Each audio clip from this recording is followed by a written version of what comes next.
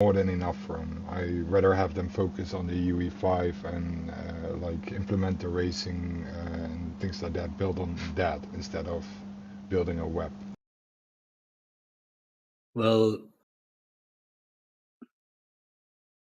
I'm not sure.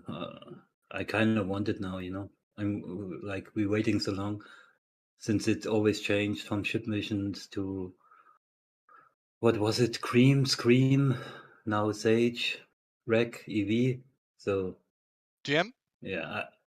Hi, GM. Good morning. Morning. Up, guys. Santi, quick question first. Any news on the DAO delay? Oh, it's coming very soon. Can't confirm yet, but hopefully we can confirm today. Later Oh, today. nice. It'll be here. That's good. Then have fun in the brew. Cool, cool. Can you guys Yeah. hear me? Yeah, perfect, Steven. Perfect. You're able to talk without the push to talk, right? Just talk. Yes. Thank you, Christ. Beautiful. So our priority speaker role is actually working. I'm happy for that. Chris, it should be the same for you. Testing. How's that? Yes, yes. All right. Coming through strong, buddy. Beautiful. I've got my mic today, so it's not an echoey echo chamber. I need a new mic as well. You sound good, man. You both Yours guys. sounds good too.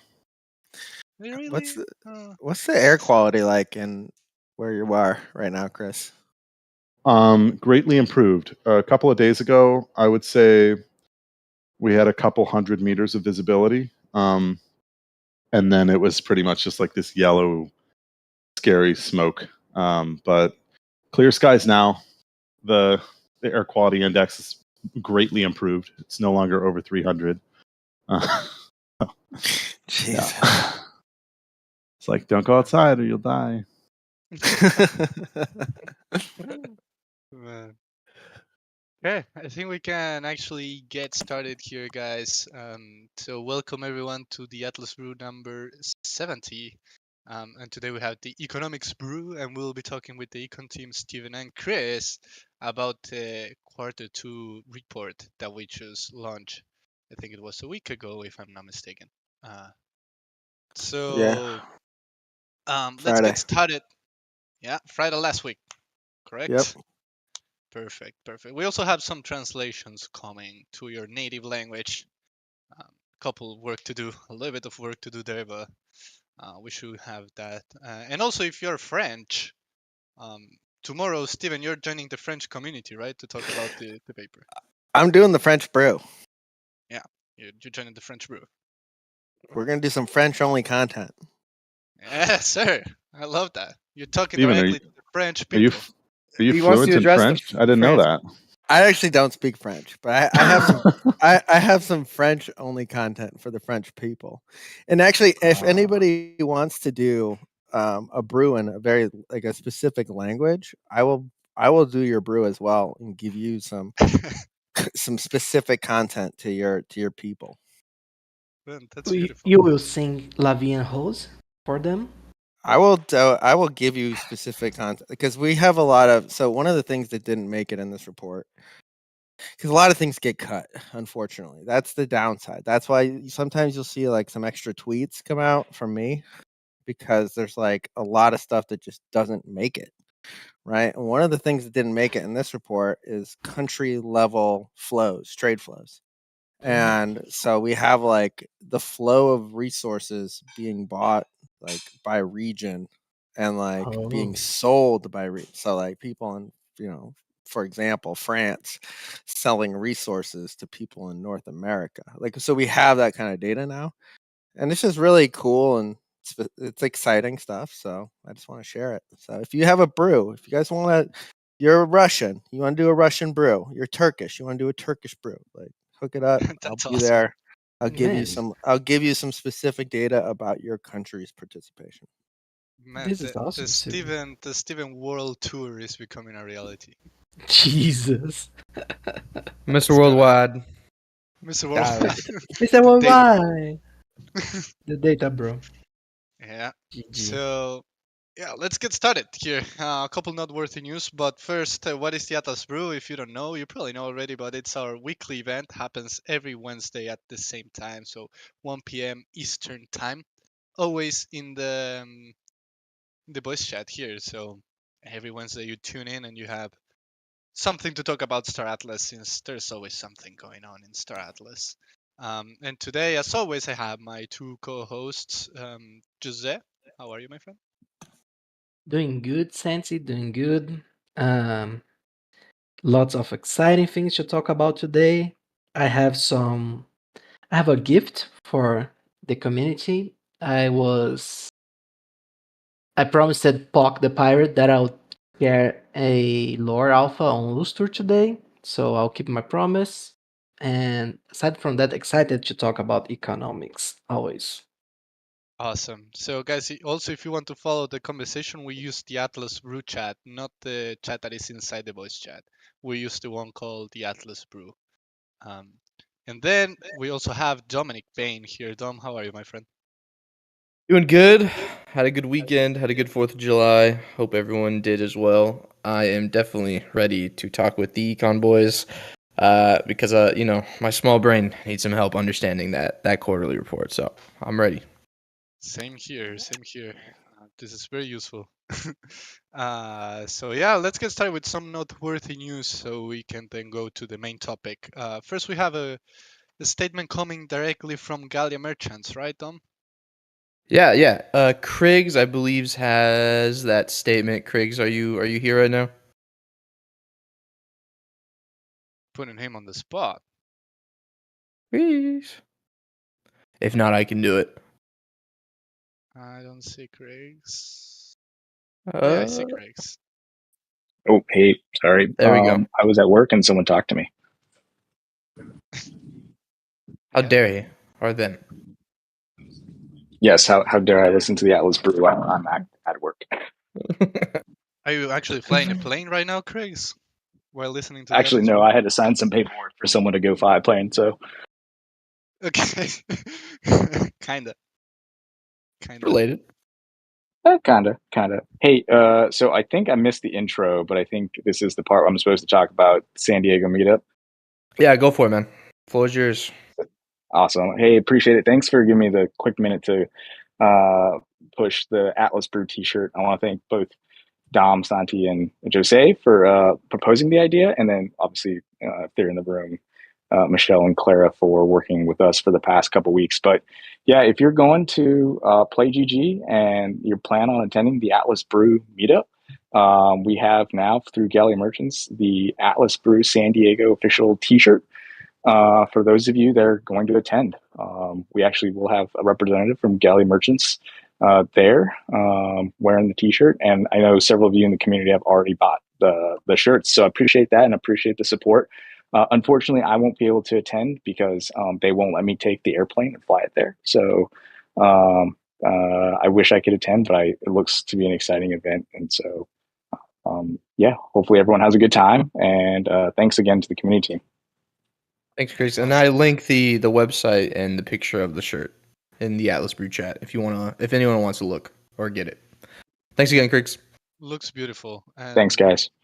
Craigs, next time, man, we do it in advance, and you come pick me up in the plane, and then we go together to the meetup, bro.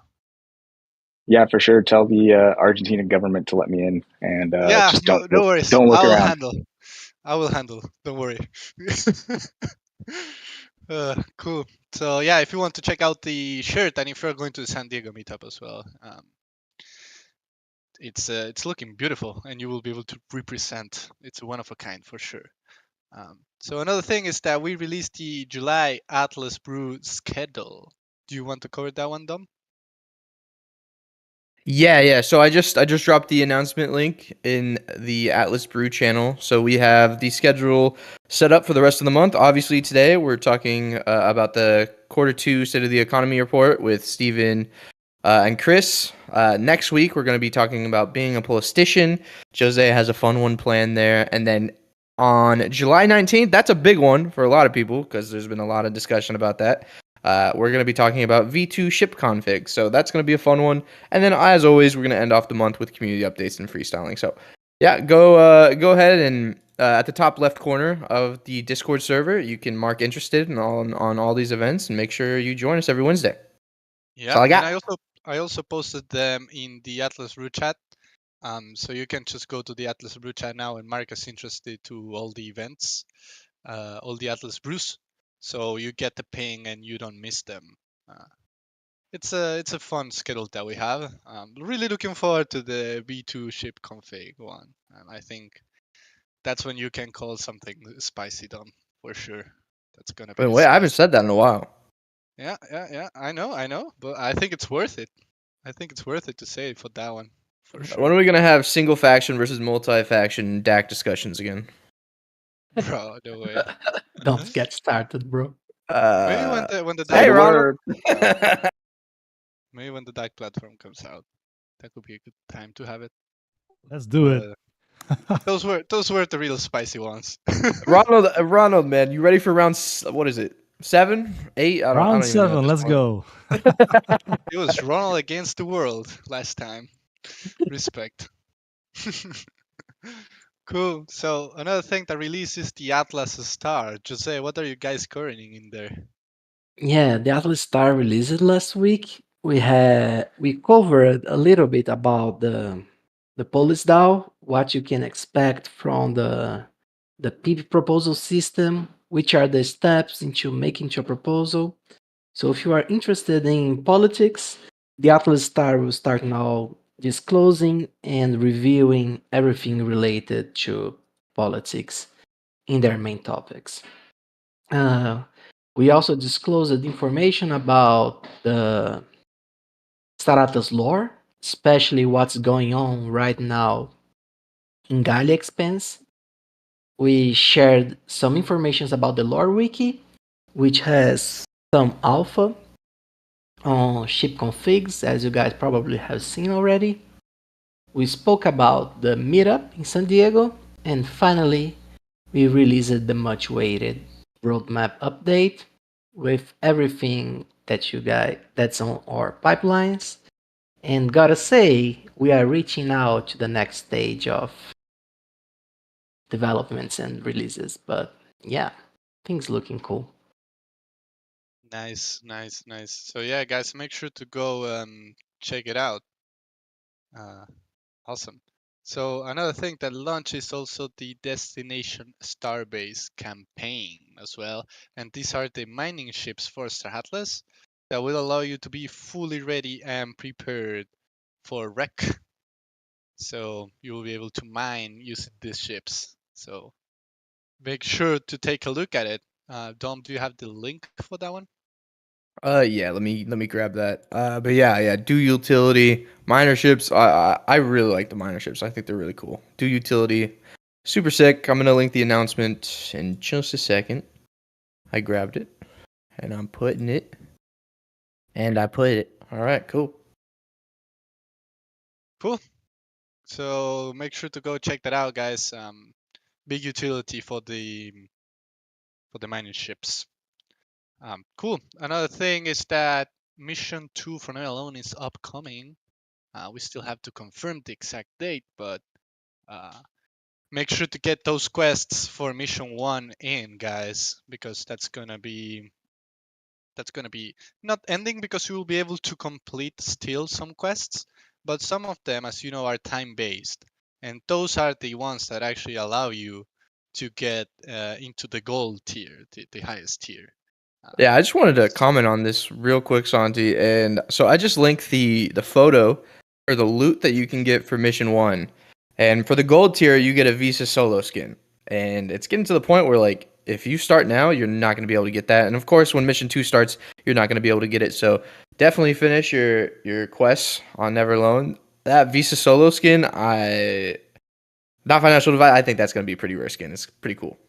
yeah, because also like when you get the revelation, you will need to decide if you keep it or you actually um, burn it for the skin. So that skin is only going to be claimed by the ones who burn the memory revelation. So um, that's also spicy, Dom. That's a difficult decision. Yeah, that's spicy, man. It really is. I mean, yeah, I'm not gonna give my opinion here. Let's move on. Yeah. Let's move on. NFA. I think it's very cool. That's all. Man, I actually just sent for review the first article of the lore of Mission 2 starting. And man, I'm super excited to see what you guys will think about this new step of Sand's journey. Super excited for Neverland Mission 2. Yeah, Sans adventures keep growing for sure. So as part of the Never Alone, there's going to be an econ quest. So It's already yeah, is it's it in already there? out. It's already It's out already there. out. Yeah. All right. And Well, we it's a very interesting guy, the character that gives that quest, someone called Steven. did you use my full name? I was hoping you would. No. I was hoping you would use my exact name. It's like No everyone, way everyone, you're doing You're this, Steven. canon. did I'm in everyone, Canada. everyone gets like their name like put in, but like a letter's changed or something. But like, I want my full Steven, you name are in the canon. bro. No Can way we you put are. I You want to are. be. data bro appears or something like that? Can we say like that? I He's a want to data be. bro. He's a data bro in the I lore. want my Yeah. middle name in there too. I just want like the record to be, Canon. Jose, I because just typed my name to yeah. you that I want in the lore. Bobini. Bombinik? Bominic, yeah.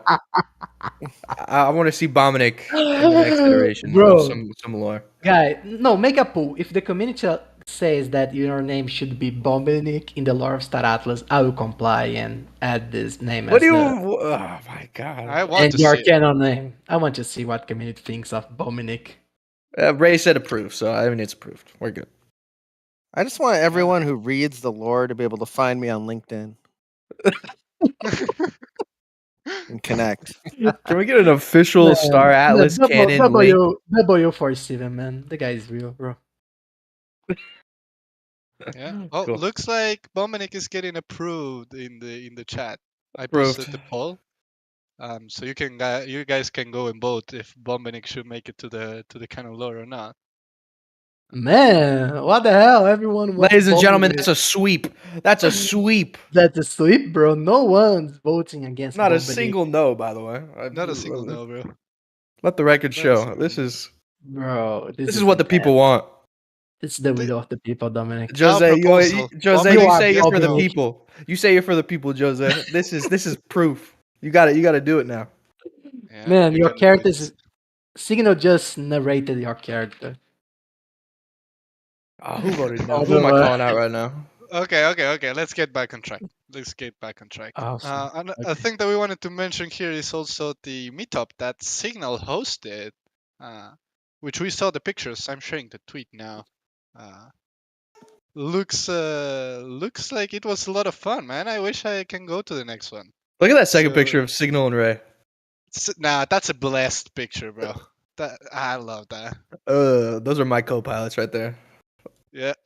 Look at them. Man, this You is know, a blast. when you look back, you're driving, you're Someone piloting caption your this. ship. You're piloting your ship. You look back and you see those two in the ship behind you. It's over. It's too late. You know. You're wrecked. They're gonna Jesus. destroy you for sure. Awesome. I So, love yeah, the Star Lord T-shirt. Signal. Yeah. That was. I bet that was a lot of fun. Very very cool. Who are the other two friends? I'm not sure if they want to dox though. I don't. They don't want to dox. Okay. Okay. Cool. That's fine. Cool. So What's a funny, reminder. even though they don't want to be doxxed, Dom knows who they are, so he knows that they don't want to be doxxed. That's pretty crazy. Yeah, no, if they don't want to be dogs, they are not gonna be dogs. So yeah. But it was a really incredible day, guys. Thank you so much for everyone who came out. I think it's an important thing for the community to realize that, the friends you have here, they're your real friends, man. A bunch of people who had never met before, all coming from Web3, got together, played video games, ate food, had some drinks, party. And nothing negative happened. Everyone just had a really incredible time. And I look forward to doing it again in the near future. Meet a lot of really great friends. Yeah, man. No, that's fantastic. And it's the power of community, you know. I think these things are super important. One of the best experiences that I had at Star Atlas was definitely meeting community members in real life and putting a face to the Discord handles. You know, that's wild, actually. Yeah, it's actually like a complete different experience, guys. So recommend it. And Ray on that note, said great we time have a meeting meetup. people, and no one was kidnapped. Nice, That's nice. Yeah. We have amazing. the Atlas Brew meetup in San Diego. This is gonna be really nice. It's gonna be really fun. There's gonna be some goodies that we give away. It's gonna be a good time. There's gonna be a lot of team members going. I know Michael is going. I know AJ's going. I'm going, and there's a few other people that are going. It's going to be a really good time. I think there's already like 20 or 25 people that are interested in going that are going, and I've seen some people are flying. There was Mike and Beth said they're flying from Hawaii to come. So Wow. that's insane. So yeah, 25 plus our team members. Thank you, Michelle. Appreciate it. So yeah, we have a lot of people coming. It's going to be a really good time. If you are near or in the San Diego area, please come meet us because we want to meet you. Yeah, and we made Dominic leave his house for this. Ladies and guy. gentlemen, I'm leaving the cave. You know, it is what it is. Is what it is. Gotta do what I gotta do. He's leaving the basement, so make sure to go, guys. This is a one-time opportunity, once in a Yeah, lifetime. once each semester. Yeah. So if you want to go, you can mark interested in the event here in Discord, and you also have at the bottom the Luma link where you can submit your interest in attending Yeah, because the space is yeah. limited. Make sure you sign up with the Luma link. Yeah, you Yeah, need to if you want to go. If you are going, make sure to sign up, and we will probably be asking for confirmation and everything. But the places are limited, so make sure to sign up. That is very important. So cool. I think that was it on the noteworthy news, and we're actually 20 minutes in. So let's get to the main topic. We have the quarterly econ report. Today we're going to be breaking it down and asking Steven and also Chris a couple questions that we have. So, Dom, if you have the link for the quarterly econ report, if you can drop that in the Atlas Brew chat, cool. So you guys can now see it in the Atlas Brew chat, the econ report, and make Follow sure to along. go there and download it. So we are all on the same page here. And with that said, I think we can introduce our two guests for today. We have Steven. Steven, how are you, my friend? Mic check again. So good, man. So good. It's awesome to have you back here, man. Yeah, and I will introduce our second guest. We also have Chris here, who's the director of the gameplay economics. Chris is actually the special guest today. He didn't. He doesn't because we knew that I was going to be on this one, right? But we didn't know that Chris would be A on. surprise guest. So it's I'm actually here. I'm here purely to tell bad jokes and give poor analogies. That's my whole purpose. What was the last one you gave, Chris? Was it the rat one? cheese. The cheese? No, the Yeah, cheese. That was one of my cheese king, first bro. ones. The cheese. I don't remember. I gave one at the last town hall that was just abysmal. It was, every time I step in it, I'm like, why? Like, anyway. And then I get. I respect that though, man. Keep it interesting. Yeah, so we'll try to avoid that. I'm going to have some great analogies this time, but no. Stephen is too kind. This is a fantastic report that Stephen put together. I was happy to have helped in the small way that I did, but this is really, I think, the culmination. It's really apt that this was the year anniversary of the quarterly report. It's not only a culmination of the technique and the writing style that Stephen has put into these reports, but also, shows just how far we've come in the development. He's covering real marketplace activity in a video game with real world money consequences, and I just think it's fantastic. So, anyway, that's all I'll say for my introduction. Awesome. And Thank a you. lot of feedback also was taken into account from the last one. a lot of improvements also on the econ reports, and this honestly just keep getting better. So if you guys are ready, I think we should dive into it. Do it. Hit me. Awesome. So I think, Steven, what we can do is start with going over the key highlights of this quarterly report. Sure. Well, I would say key highlights are the wages, right? There's actually a source of wages now that comes from operating your ships and score, operating claim stakes through R4. You have wages that come from EV. And there are other sources of program income, obviously, but these are like effort based sources of income. So the average wage earned from EV, like for the average person, non-bot, was 147 Atlas per hour of gameplay. Like, and could just compare that to the ships. It's pretty substantial. Well, I don't know what it is for claim stakes, but there's a wage there too. In a recent tweet I put out, I actually put the program income by source for residents and citizens, and you can look at that graph and see sort of like the makeup of the income across the ecosystem. Nice. What page is that? So this key highlight is just on page 1 or page 3 Okay. of the Yeah, PDF. yeah, I think I'm here. Yeah, I'm here.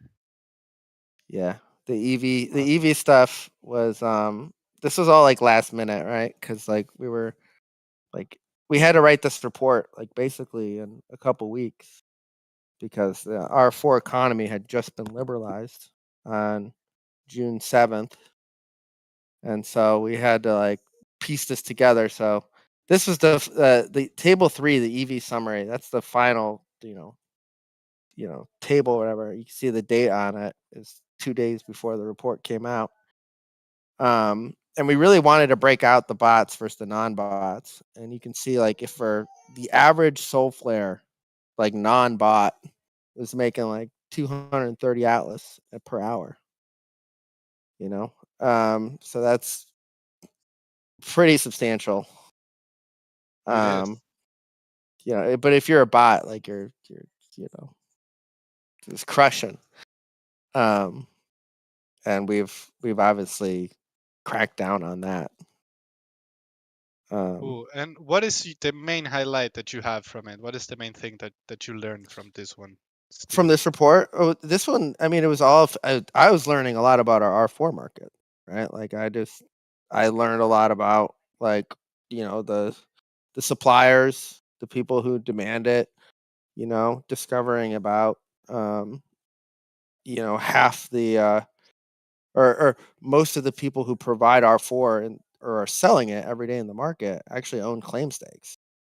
So like they're not selling it from like EV. They're not selling it because the supply of EV R4 is so irregular and the claim stake production is so regular that it's really just producers of R4 that are selling into the market right now. And it's not really. I mean, the rest of the consumption is coming from inventory drawdown, which is as expected. Yeah, Chris, do you have anything comments here? Yeah, one really fascinating note that I guess observation that I got from watching the R4 prices play out was the fact that we really got to see the market price the assets properly. So I don't just mean from a kind of a nominal or level point of view. And when I say level, I mean, is it $1 or $2? $2 is twice as much as $1.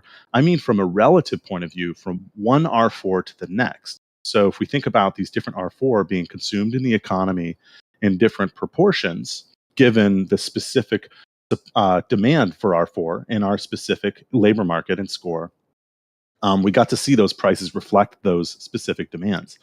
And so what I mean by that is, we saw the price of food kind of go up much more than any other of the R4. And the reason for that is because in the original kind of design of the DAO pricing, R4 was, relatively speaking, underpriced. And so when the marketplace started to act, you've got some really cool Friedmanian or Adam Smith kind of market dynamics playing out, and you see that invisible hand push those prices to the proper relativist or relative market prices, which I just thought was extremely fascinating. So now we're in this environment where all the prices, if you look at the price of R4, relatively speaking, to the actual like consumption of R4 in our economy, those are much more closely aligned, which is, from a monetary theory point of view, or just a supply and demand point of view, if you're thinking about like asset prices, it's very fascinating. It's very fascinating to me. So that was one of the really cool kind of things that I noticed, and I'm just excited to see our market working. It's like R4 prices are strong, and obviously we saw a huge supply shock the other day, which was really fascinating to watch. I'm quite happy with the transition and watching this market play out in an environment where value is trending downward. We're seeing strong value in this market, which is just fantastic in my opinion. Yeah, man. I can only imagine how it feels from an econ side, from you guys. Like, you've been planning all this, you've been having a lot of theories, and now you're actually like seeing the results. It must feel like something is coming alive, you know? It's it must be wild. For sure. It's Yeah. definitely coming alive. Yeah, and I mean, we get to see so much more of our player base. Like, there's so much more reason to play, and people who play economic games. Eric, who's not on stage right now, but he's a huge economic game player, and so for somebody like him, this market is half the fun, if not more than half the fun. So we've seen a huge spike in interest. We've seen a huge spike in like just participation. We've seen Stephen did a really great job at outlining kind of the community sentiment, the social media impact. We've seen hugely positive results from that. And I think it's because people value, social dispersion. I mean, it's just massive, huge spikes upward. But yeah, people value this open economy, and it's truly open now. There's nothing in our economy that is, other than the supply of origination ships on the market right now. There's nothing in our economy that's not completely open and free. Man, this Wow, is wild. that's Yeah. huge.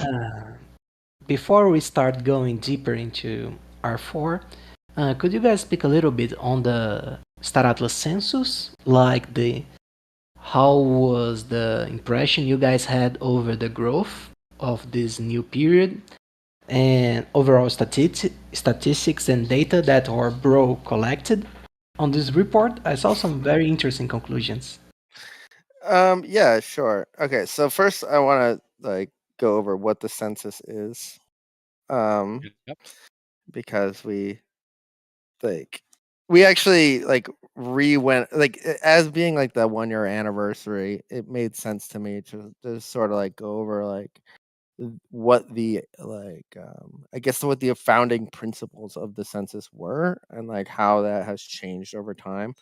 And there are really three categories that determine the census, and that is the wallet composition, your level of participation via gameplay or like employment, and your political participation or your ability to be a political participant.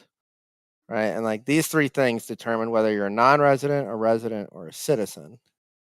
And the way it's expanded is that like now we have two new forms of employment, albeit for 2 more days, EV. Which I mean, amazing that it sunsets in 2 days. I hope you guys are playing hard.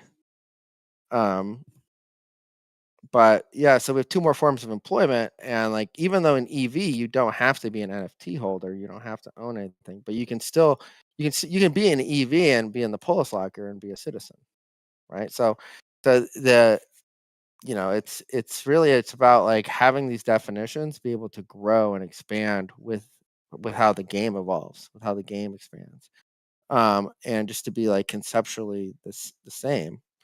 Now, so we've also changed from ship owner, because we have different types of assets now, to NFT owner. Okay, so like it's expanded from just owning ships, because we've expanded into claim stakes and CSS, and that even includes R4 ownership. So it's a more broad-based census this time. Yeah, and the citizen growth was by 237 wallets during the quarter. As usual, like a large chunk of that came from people who are like non-residents. So so people that were like, and residents, right? A huge chunk of it. So people that are non-residents, people that are like tangential to the system, I'd say like a fourth of that. That's where that came from.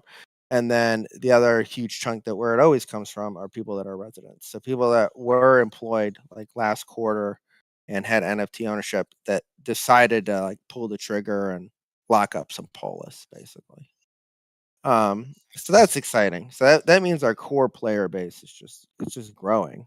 It continues to grow, and that core base is a very sticky group of people.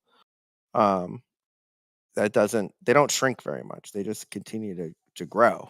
They're like Dungeon and Dragons. Like it's just the community. It just grows over time. You know. We know this very well. Those guys, they are hardcore. Yeah. And so, Respect. Steven, kind of like a follow up here, not to put value on it, but would you say that citizens is what you want to have in this economy, right? For our project, absolutely. Yeah. They're the business owners. They're driving the ecosystem. They're the ones doing Never Alone. You know, they're like, this group of people is like our starting point. Whenever we like launch a new product or do anything, this is like always my estimate of like who's going to participate. Like I always just start with this number, with the citizen number. Like I don't even For sure. like the residents, like whatever, you know, not whatever, but like they're like a lot less involved. You know, like if we're looking at even like the R4 economy right now, you see like the residents are, they're like they're barely, they're not even like, they're way underweight claim stakes right now compared to citizens. Hmm. Citizens are literally producing all the R4 right now. This is So crazy. Respect to Citizens the follow citizens, every man. move. yeah, they're driving the market. Like I'm really they're happy you're going over these definitions again. This is great. Shout out to all the Yeah. citizens out there. yeah. Yeah, this was a critique of, this has been a critique, and I figure it's like, all right, it's been 1 year, it's a good time. See, the thing is, like, I like to just write about something and move on, right? So like I want it to be cumulative so that I don't have to like rehash things, and so that like people that read them in like succinct, in sequential order, like you can read it as like a book, right? Like so you can start with the first one and then like read each one of these. Now we're up to 5, and get something new each time, and not like, you know, not skip a beat. But I figure after 1 year, it it is a good time to rehash out like the theory of the census and why things are, the definitions of the census. So Yeah. Yeah, Eh, this And is fascinating stuff. Jose, the, sorry. Do you have something? No, no. I was just wondering that with REC, we might have new definitions of citizens and new classes of activities, right? All those things will be incorporated in new reports. yeah, so they're just gonna expand, right? So it's just gonna, they're just expanding. Like the definition of a citizen and resident, not, they're permanently the same. They're like, do you have Mhm. assets? Are you doing gameplay? And is there political participation? And it's like, no matter how we expand and no matter which way we expand, everything will always fall under those definitions. It doesn't, which is amazing. Like, Yeah, but um, we'll have careers and new professions and things like that, right? So the census will be more complete, if we could name it like that, or more Yeah, in depth, maybe. yeah. There might even be measurement Hey, related Steven, issues. Go I've ahead. got a question to put you on the spot. So this is very much like the metaverse economy, like in-game economics. How do you see like Galia merchants? How do you see third parties producing Star Atlas merchandise, Star Atlas product that they're utilizing the Star Atlas IP and they're selling that?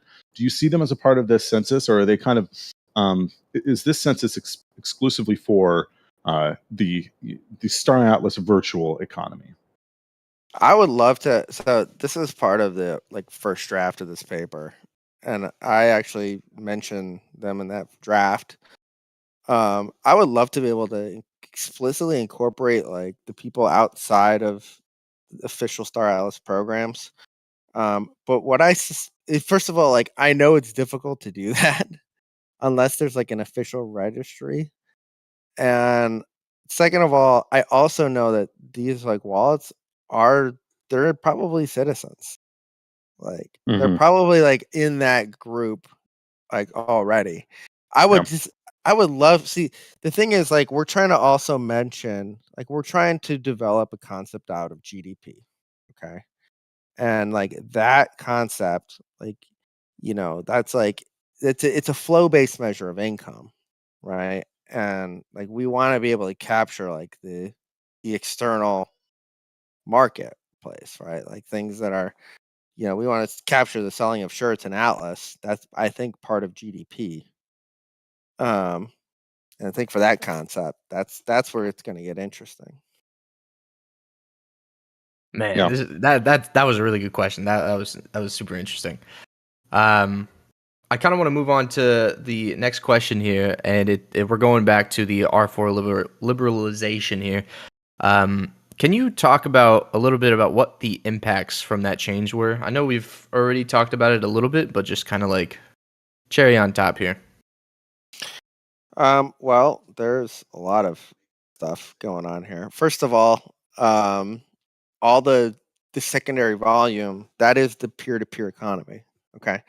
So I want to be clear, this is this is the measurable peer-to-peer economy that we can see, right? All the sales of R4. I think it's probably been 20 million Atlas worth or something, probably by now. And so that represents the actual size of our economy, kind of right now. That's player driven. So that's remarkable and that's interesting. The other thing I think is interesting is the R4 pricing, right? It seems to be huge supply shocks will send the price of R4 down for a day, and then they'll appreciate because there's just a flow of there's a shortage every day because claim stake production isn't there yet to meet all the resource demands of the economy. So I think that's an interesting little fact. And I expect that will change soon with the further development of Sage. I mean, right, Chris? Would you say that would be? Yeah. So regarding the claim stake production, I would amend that statement to say claim stake utilization is not currently at levels that sufficiently cover R4 demand. Now that said, there are a lot of legacy claim stakes, and when I say legacy claim stakes, I mean those are ones that were distributed earlier on. Those are not ones that we sold in the marketplace primary. So yeah, there's a lot of potential out there in claim stakes and Armstrong ships alone that is not being utilized. So obviously, there's more than enough to cover the score economy as it stands today. Now, the next iteration of Sage, when that comes out, yes, there is going to be production of R4 in that economy. And this might be an opportunity for me to kind of give my shtick that I've been giving to the entire team the last couple of weeks, is that, EV was awesome. It was awesome to support score. It was a very powerful economic tool that we had to support score.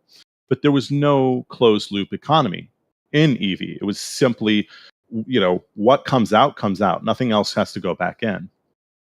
So it was able to be essentially a faucet for score. Now with escape velocity has its own R4 burn. So it is going to be its own distinct economy.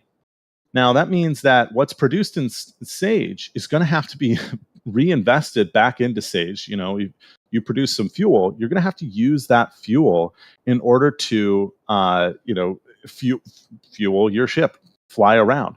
Warping is not going to be a free action. If I go to the store, I have to pay for the gas in my car to go to the store. So Sage is going to be its own economy, and it's going to make this R4 economy, while this is extremely cool, and I'm very happy with how it's gone, but it's going to make the R4 economy and score seem like small potatoes. Once we get the entire Sage economy up and running, we're talking about crafting. We're talking about our, other resources. Like we're talking about raw resources that are used to craft R4. We're talking about raw resources that are used to craft other assets. So there's going to be an entire game loop there that's introduced into our economy, and I think like the score economy is just going to kind of be in the rear view mirror, and people are going to be like, "Yeah, that's cool," but like this Sage thing is amazing.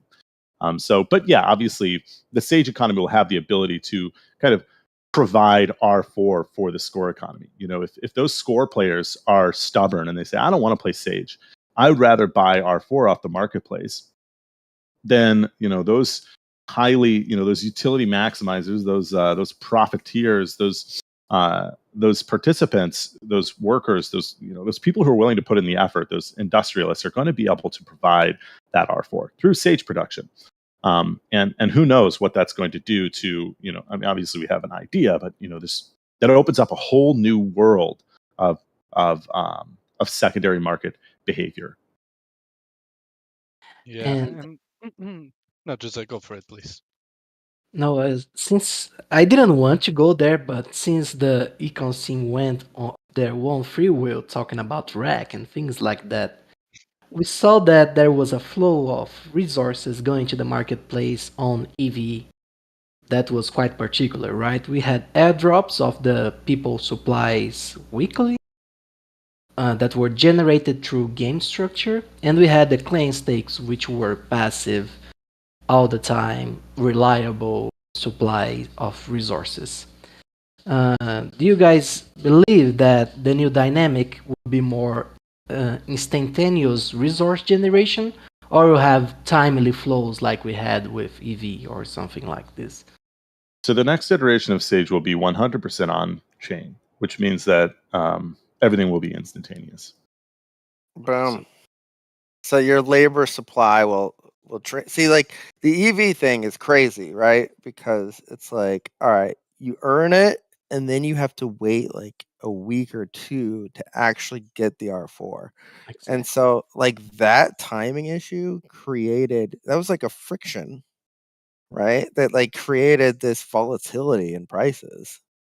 And like, I mean, it's just crazy. Like a little timing issue creates like a shortage.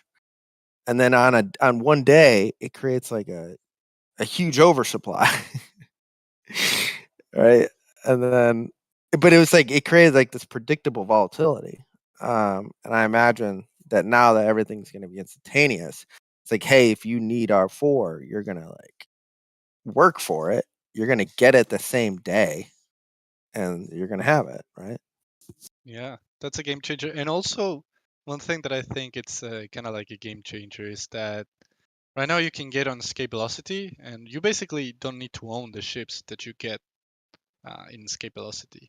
So now that employment for ships, for example, Steven, will probably change a lot, since the only way to employ them now is basically in score. But you will need to own the ships to play wreck, basically. So it's Yeah. gonna be interesting to see. Which is gonna EV was just a test, right? Yeah. EV it was supposed to be just a movement test. We've made it into something else. for sure. But yeah. So this is good. That's gonna be good for ships too. Yeah, this is awesome. We are moving away from welfare and starting a true society where people need to work for money. No more free For lunch. the resources, work for Yeah, your food. exactly. Feed your crew. I think there's always gonna be a free lunch somewhere, but Yeah, when someone's working, other people might get free lunch, but someone got to work, right? someone's gonna get a free lunch. We know our community; they're smart, dude. They'll get someone will get it. For sure, for sure. Cool. So I want to leave some time for Q&A here as well. So I will ask you first, Steven, is there anything else that you would like to mention from the report before we go to Q&A? No, I just always one thing I'll always push for is that people fill out the countries in the player profiles.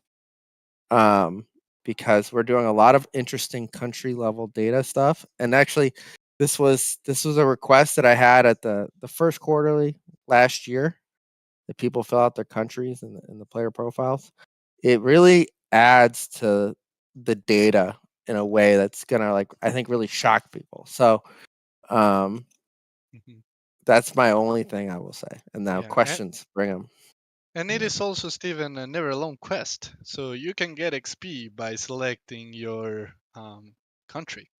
So That's great. That's you great. not And only help our yeah, data, bro, you also get XP. So that's perfect. yeah. Chris, anything you want to mention before we move to Q&A? Not really. I think we've talked about some really cool concepts. I think this is Steven's opportunity to shine, and I just want to emphasize how awesome this report was. Awesome. Thanks, bro. Cool. You're welcome. So You're welcome. this is some bro love here. Yeah, man. They Data are data bros. bros. The data bros. Yeah. If it So wasn't 110 degrees outside, I would go smoke a cigar outside in Steven's honor. Steven's honor. Oh man, that is awesome. So I see Puck the Pirate with the hand raised. Somehow I see him. So Puck, you want to shoot a question? Just to make sure here, Chris, Steven, I'm sure you will not be able to answer all the questions that they come. So if there are some that are very forward-looking or that you guys would prefer not to answer, please feel free to just say that you can't answer that at the moment, and it's gonna be completely fine. So, and also for the And audience as well. another important thing to mention is that this brew is not about ship configs.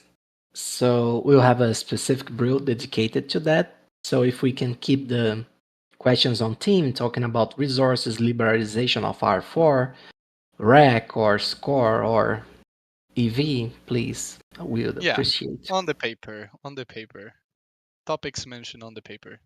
That would be the questions that we're looking for. I'm not sure, Puck, if you're able to unmute. If not, Actually, you gave me just enough time to get it set up, so I didn't have my normal perfect. incident. How are you, bro? I'm doing really good. How about you? We're doing great here, man. Thank you for asking. I bet Shoot the vacation was question. fun. Yeah, no, that was needed. I haven't got to fully read the economic paper, but from the first few pages that I read, or paragraphs that I read, I didn't see anything on ship sales in relation to the increase in R4 prices. Have we seen more ships flood on the market at lower prices, or just in general based on the increase in R4 prices?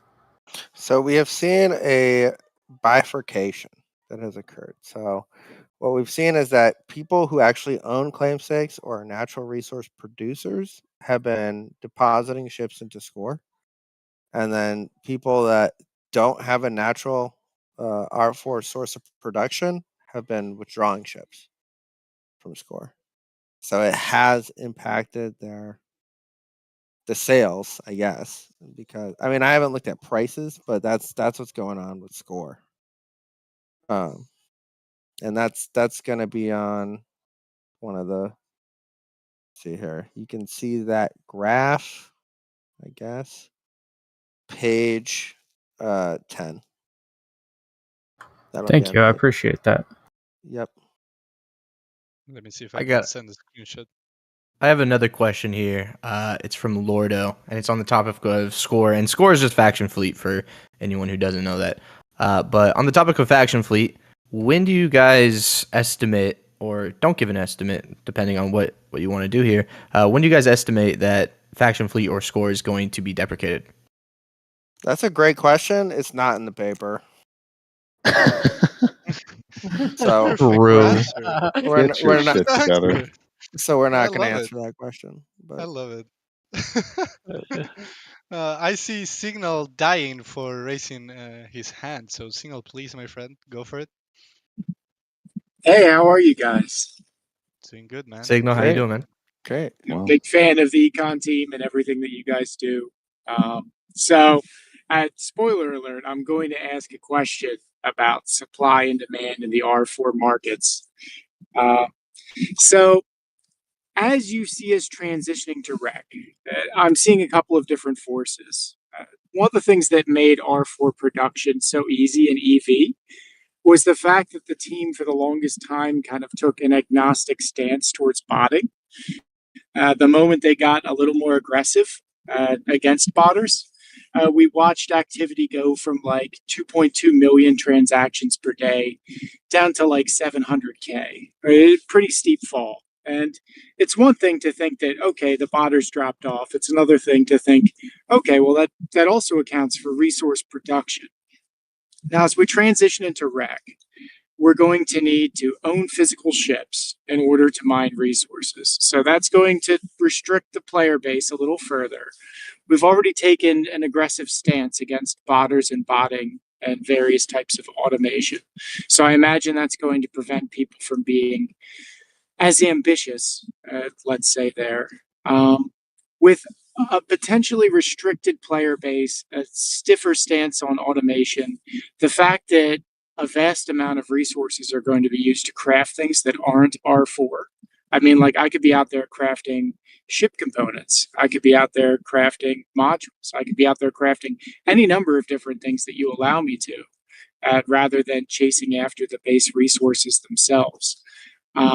In this transition to what seems like a much, much tighter resource production market, how do you see that impacting things? And if So I could just add one more philosophical question as a tail to it, do you, as the econ team, take it on as any kind of responsibility unto yourselves for the idea of like busting bubbles or preventing excessive speculation, or do you just are you agnostic and it's fine if bubbles form and you get extreme speculation, then they burst and pop and it all just happens in its own cycle? Thank you. that's an excellent question. I think that the R4 market there's currently like sort of like a shortage in supply of R4, but we have to keep in mind that there is a ton of inventory out there that players will just continue to consume out of, and that we have at least a couple months worth of inventory for each resource type. And that's like active inventory. So those are like active players, not lost in, wallets to time. Um, and the other thing is that the production that's coming from faction claims is increasing every day, right? So it may be at 90% of where it needs to be today, or 80%. But I think in a couple months' time, it may well be at the amount necessary to at least meet score.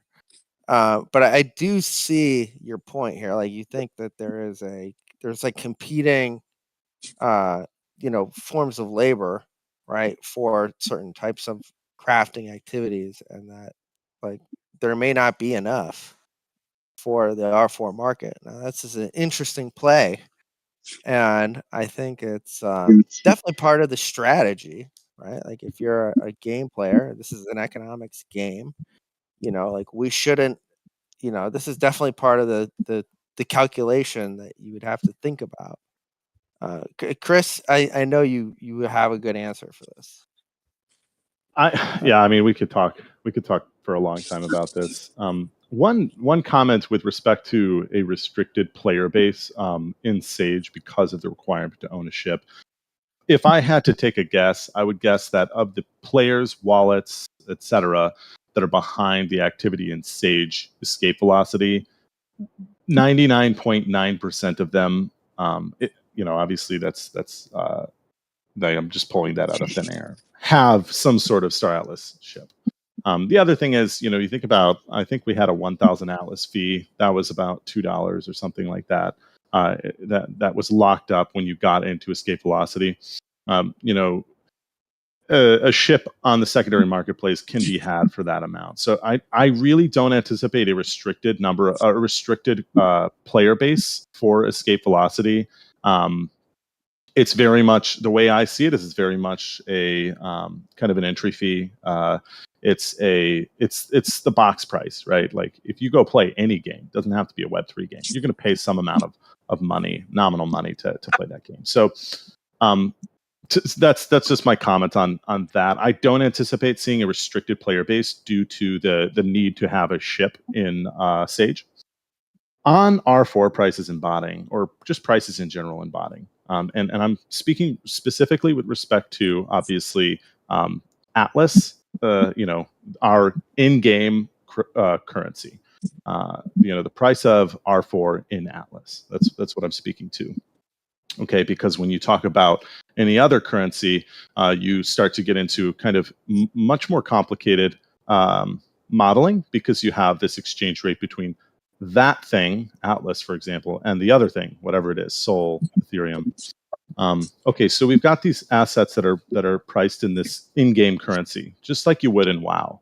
What happens when people start to duplicate a process and basically automate that process?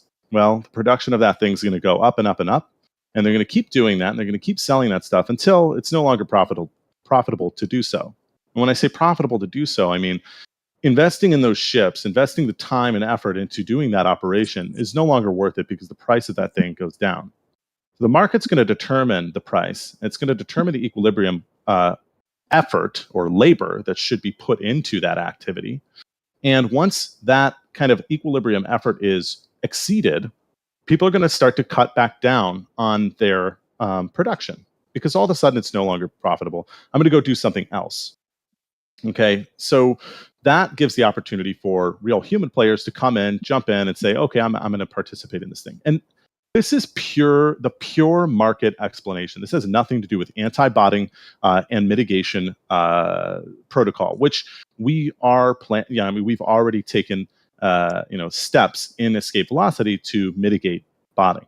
And in all of video games, the term is bot mitigation, right? You're never going to eradicate bots. It's impossible. But what you want to do is you want to incentivize real gameplay. And so that's kind of the approach that we're going to take. Incentivize real gameplay, disincentivize potentially harmful behavior. Okay, we're really only interested in mitigating behavior that we believe is harmful to the environment. And it was determined that in escape velocity, the botting that was occurring was harmful to the economic ecosystem. So that's kind of my two-sided explanation. There's a market side of this where it's just not worth it to implement these bots. You're going to be increasing the production of these things until it's no longer profitable, and then you're going to drop off on that production, and then there's an opportunity for others to come into the picture and start to participate in that side of the economy. And then the other explanation is, of course, just that botting mitigation, that harm mitigation that we're going to implement, that helps hugely to mitigate these things. And there's the natural anti-botting mechanism in all of video game design is just interesting and varied game loops. The key to a varied and productive economy is specialization. I forget who said it at one point. A very famous economist said that the size of the economy or the size of the market is limited to the degree of specialization. It might have been the other way around, but basically that just means that if you think about a Robinson Crusoe economy, if everybody is able to produce exactly what they need and they don't need to specialize, the marketplace for houses and food, sticks and stones is going to be very small. However, if there's a need to specialize as somebody who is the producer of fish or the producer of stones or the producer of a house, that market becomes more robust and larger the more that specialization is needed. Meaning, I can't do everything as a player. I can't have it all. I have to start to specialize. And that specialization necessitates the market. I have to focus on creating R4, and I'm going to produce R4, and I'm going to buy. I'm going to be a net producer of R4. I'm going to be a net consumer of, modules or some other crafted component or something like this. Right. We can't do not everyone can do everything all at once, right? And that is part of the beauty of it, and that's what creates a peer-to-peer economy is the specialization, because there's going to be returns to scale, right? There's going to be like returns to being like a big producer of R4 and just focusing on that. There's going to be returns to doing other stuff and Yeah, just scaling up. And the more diversity we have with respect, the more specialization we have, that means the larger the peer-to-peer economy will actually be. If everyone is doing everything all at once, then the trade would go down to zero. But if we have the need for trade, then it's just gonna increase the size of our economy and make us look awesome. exactly. And there is lots of other variables, right? We have the necessity of initial investment, so you need structure to create those mining operations, for example. We will have skill gating of, for example, mining. So players will need to level up crew members die, so need to start operations again. So yeah, Stratos will grow in complexity, and I personally think that the bot won't be able to keep up with having to make instantaneous decisions about how to best tackle the present, the allocation of resources, keeping up the fleets well fed, happy, and alive. So yeah, the more we make the game exciting in terms of gameplay and structures, the less the bot's going to be a problem. Awesome. All right, we got another question. Let's see. Anyone wants to unmute and ask a question? I actually need to go, Santi. Yeah, we'll take one more. We'll take only one more. Yeah. But you can leave, Jose. Don't worry, my friend. Let's see if anyone has any extra questions. If no, we can just let you guys go, Steven and Chris. Yeah, I do. If no Oh. one goes. Yep, go for it. Yeah, I wonder, like, you guys control the emissions of the resources that are coming from game. Is that based on a similar emission schedule as Atlas, or is it based on that exact schedule, or do you have basically a free money printer there that you guys control? I can probably. Chris. Steven, unless you have thoughts, but Yeah, Chris, you go ahead. this is kind of under my domain. It's not really targeted at the quarterly report, but since it's the last question, just briefly, the whole point of claim stakes right now are to provide functionality and score, and to provide an R4 market for score. Right now, I've said this a couple of times in the public chat, but the ultimate purpose of claim stakes is Sage. They have nothing to do with score. And in 5 years, we're not going to be concerned with score anymore at all. So their functionality is to be a producer of resources in the Sage economy, in the Star Atlas economy. They're going to be responsible for the vast majority of production, or the production of raw resources in the economy. In terms of increasing or decreasing their production, right now we have chosen to increase their production in order to provide a liquid market for score. That is not going to be their purpose later on. They're going to be balanced in the Sage economy to be right-sized with the Sage consumption. So supply is going to be directly related to the consumption. That's kind of game economics 101. Your sinks and your faucets are lined up.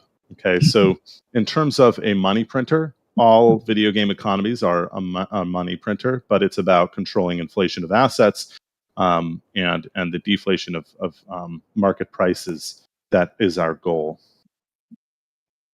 So that being said, there are opportunities that exist today in the marketplace that may not exist in the future, because these things were designed for a sort of a different kind of economy, right? NFA. Yes, that I understand. Not market, I was not just market talking advice.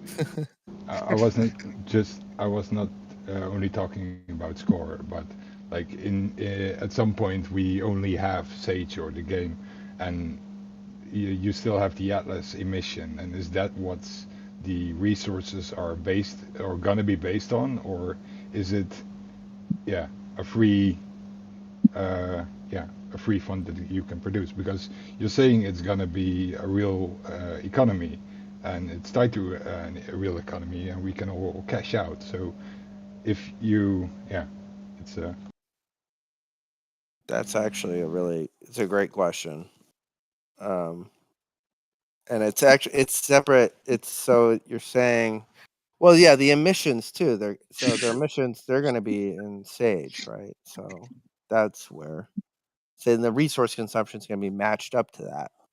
So yeah, I imagine everything's going to turn out a-okay. I hope.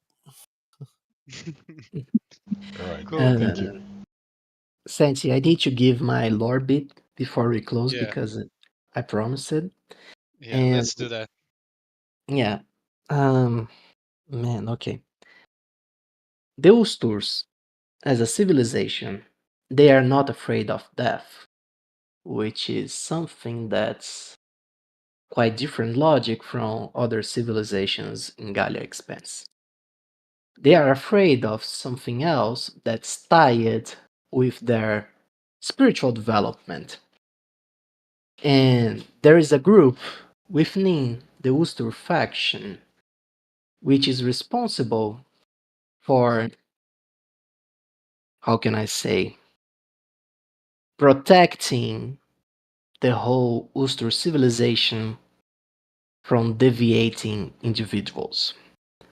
And very, very soon, you guys will learn more about this faction within the Ustur, and we'll have more context on the Ustur spirituality and overall civilization objectives.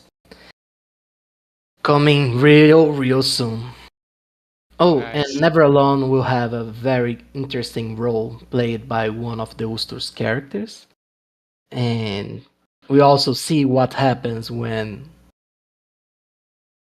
the Usturs don't reach enlightenment or something like that. Ooh, nice. I love, Josette, that you gave all this explanation to finish on a 4 to 6. Beautiful. Star Atlas style. I love it. This is the way. Classic. Yeah. The classic. The good old. So yeah, guys, I think this is a good moment to close. We are close to 15 minutes over the hour. So thank you, Steven, my friend, again. Now, before we close, anything you want to say, to share? Yeah, follow me on Twitter, everybody.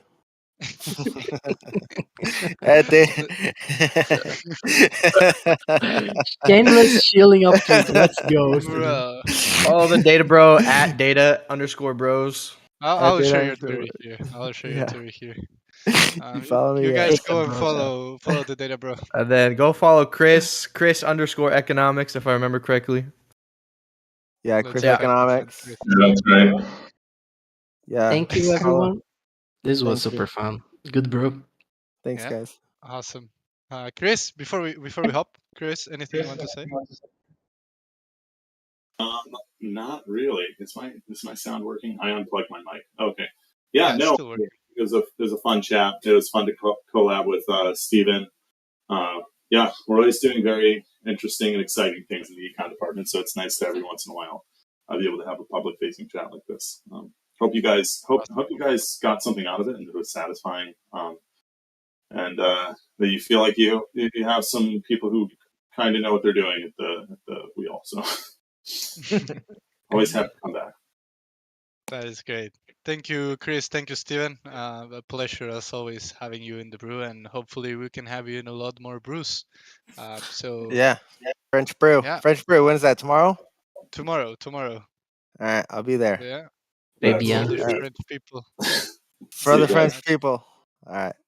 See you Yeah. guys. Okay, guys. Thank you so much for joining. This was the Atlas Brew number 70, and see you next Wednesday at the same time as always, my friends. Ciao, ciao. See you, everybody. Bye. Hi, everybody. Bye-bye. Ciao.